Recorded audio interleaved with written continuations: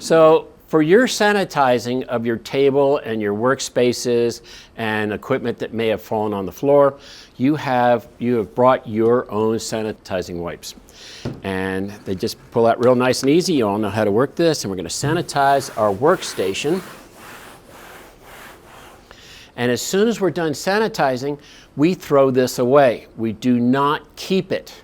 If we keep it, then it just loses its ability to sanitize again.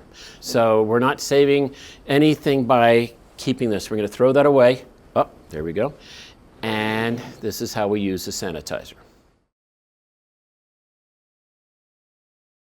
In the professional kitchen, we have two buckets. We have one of sanitizer in the red, and in the green we have soap and water.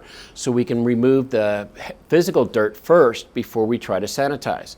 Sanitizing is just what it says. The equipment gets sanitized, but it doesn't get necessarily clean. You have to get all those bits and pieces of peelings or any type of crumbs. That has to be removed first before you try to sanitize. Here in our kitchen at New Mexico State, we carry all sizes of gloves so that we can stay protected for ourselves as well as for the customers we serve. So to begin with, we have our can of sanitizers. So we get one of these cloths, and we're going to go ahead and wipe this down.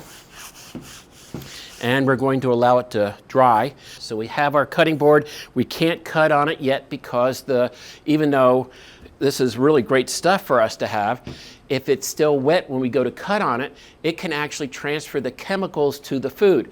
And that's one of the three types of contaminants that food have. It's biological, it is physical, and it is chemical. And this is definitely chemical.